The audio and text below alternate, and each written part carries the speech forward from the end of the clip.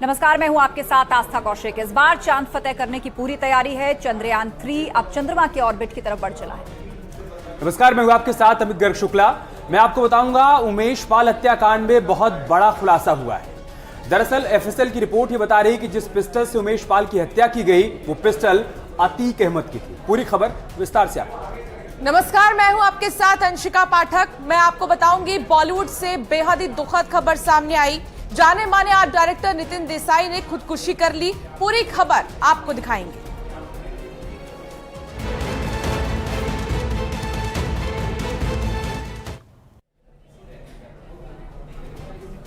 और खबरों की शुरुआत करते हैं। अगले कुछ दिन बहुत अहम रहने वाले हैं। चांद को फतेह करने के लिए चंद्रयान 3 अब चांद के ऑर्बिट की तरफ बढ़ चला है। कहा जा रहा है कि 5 अगस्त तक ये मून के ऑर्बिट में पहुंच जाएगा।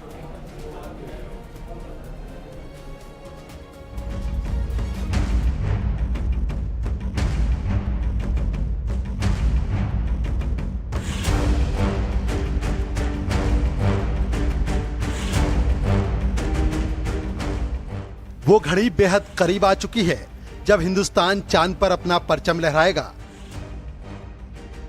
23 अगस्त को चंद्रयान 3 की चांद पर सॉफ्ट लैंडिंग करने की पूरी तैयारी है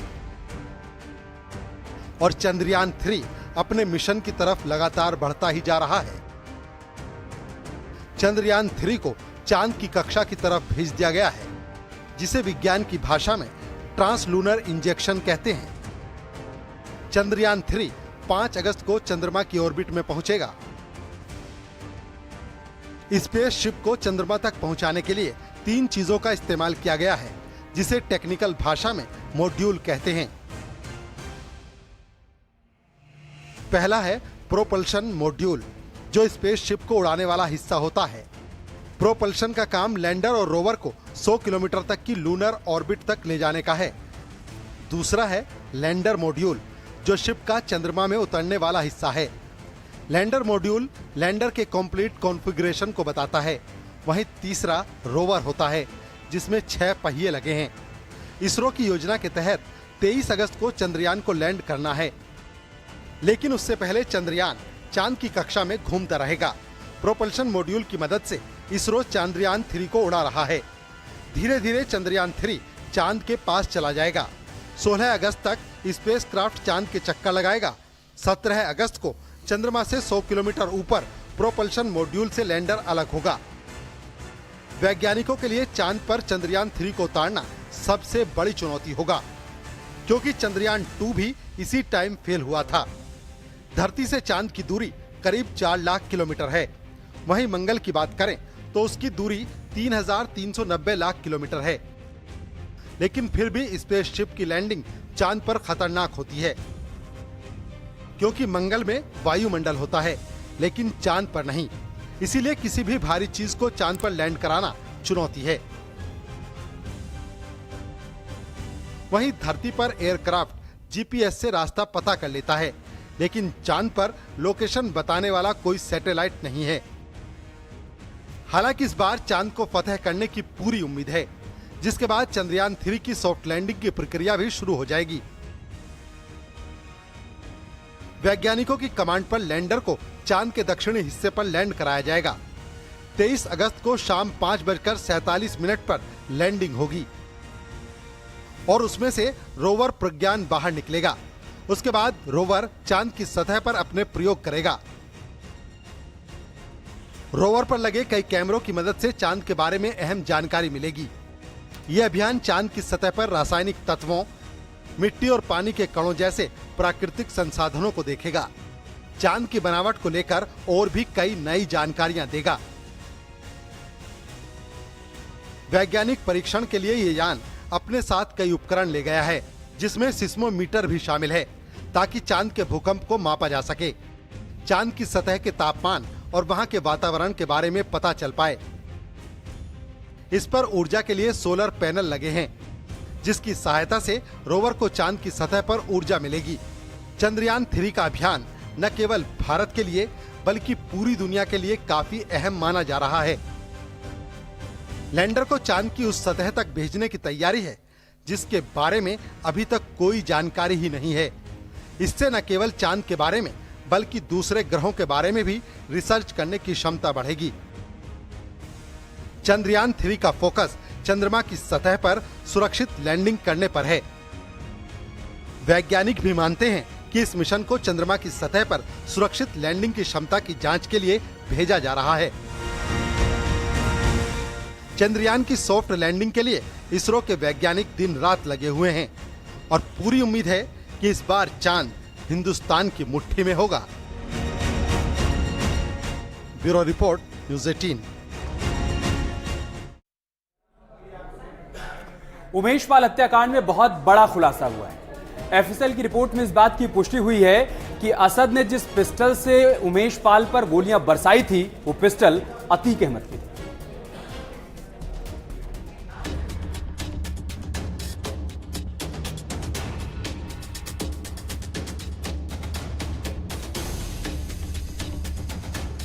अतीक की पिस्तौल से हुई उमेश पाल की हत्या।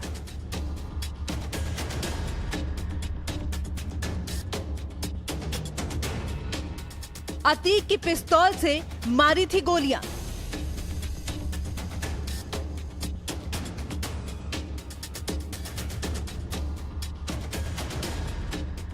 कोल्ट पिस्तौल से चलाई गई थी गोलियां।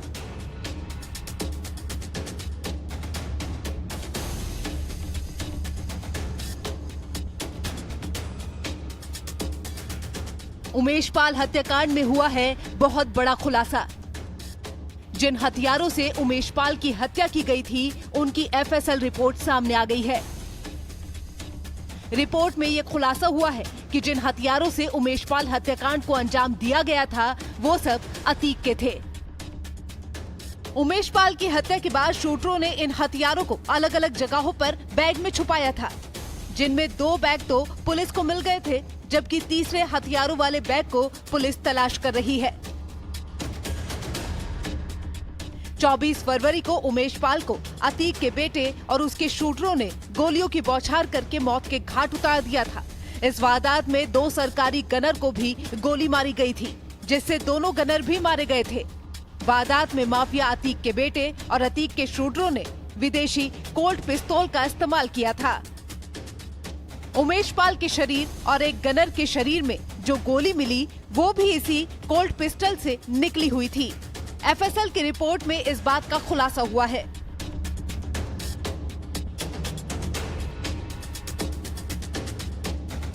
इस रिपोर्ट में साफ हो गया है कि जिन हथियारों से उमेश पाल हत्याकांड को अंजाम दिया गया था और अतीक के कार्यालय से जो हथियार बरामद हुए थे, और वो सब वही असलहे थे।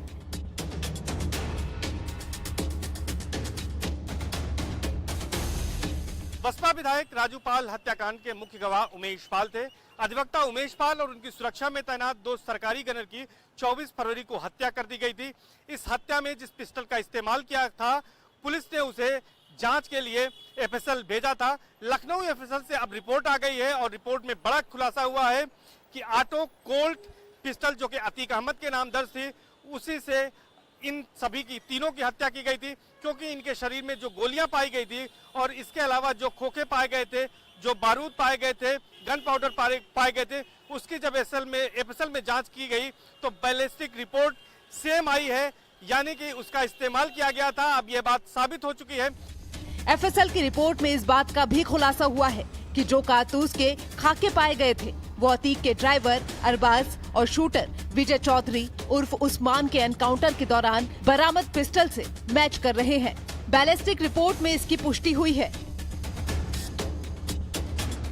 उमेश पाल हत्याकांड के बाद अतीक के बेटे असद के कहने पर इन हथियारों को अलग अलग बैग में रखकर अलग अलग जगहों पर छुपाया गया था।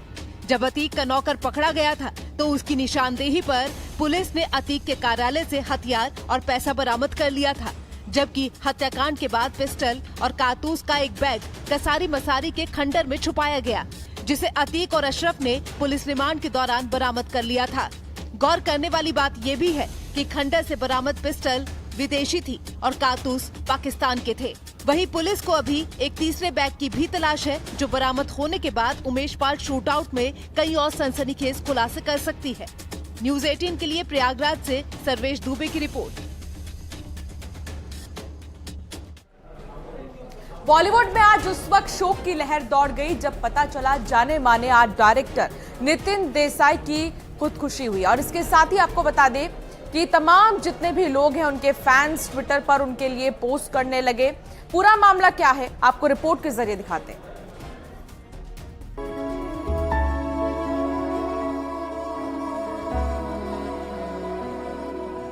बॉलीवुड को झकझोर देने वाली खबर आई है। जाने माने आर्ट डायरेक्टर नितिन देसाई ने खुदकुशी कर ली। उनके मैनेजर ने बताया कि मुंबई के नजदीक करजत में अपने एनडी स्टूडियो में उनका शव पंखे से झूलता मिला। नितिन देसाई 58 साल के थे। नितिन देसाई अपने सेट्स के लिए जाने जाते थे। नितिन ने हम दिल दे चुके सनम, लगान, देवदास, जोधा अकबर और प्रेम रतन धन पायो जैसी फिल्म के सेट डिजाइन किए थे। उन्हें 4 बार बेस्ट आर्ट डायरेक्शन का राष्ट्रीय पुरस्कार भी मिल चुका है। आखिरी बार उन्होंने पानीपत फिल्म के लिए काम किया था। बताया जाता है कि नितिन ने 1987 में टीवी शो तमस से अपने करियर की शुरुआत की थी। वो 13 दिन और 13 रात उसी सेट पर रहे थे। सलमान खान तो नितिन देसाई के सेट के बड़े प्रशंसक हैं। सलमान खान की हर बड़ी फिल्में जैसे वांटेड, बॉडीगार्ड, प्रेम रतन धन पायो, सब की शूटिंग नितिन देसाई के स्टूडियो में की गई थी। It's very sad demise of Nitin Chandrakant Desai ji. I had a great bond with him, great relation with him, worked with him in 4 films, Traffic Signal, Fashion, Hindu Sarkar and Jail, 4 films. Had a great bond, absolutely amazing, talented art director. His contribution in Indian cinema will be always be remembered. A personality who's very extrovert, down to earth, very friendly to people, always supportive. 2003 में नितिन देसाई ने अपने studio ND words film की स्थापना की थी। नितिन देसाई कई दिन बल्कि महीनों फिल्म की शूटिंग के दौरान अपने स्टूडियो में ही रहते थे और वहीं उन्होंने मौत को गले लगा लिया। बताया जा रहा है कि लॉकडाउन के बाद से नितिन देसाई आर्थिक तंगी से गुजर रहे थे, जिसके चलते वो मानसिक तनाव में भी थे। फिलहाल पुलिस खुदकुशी की वजह जानने में जुटी है, लेकिन बॉलीवुड के सबसे प्रतिभावान आर्ट डायरेक्टर में से एक माने जाने वाले नितिन देसाई की मौत से बॉलीवुड में शोक की लहर दौड़ गई है।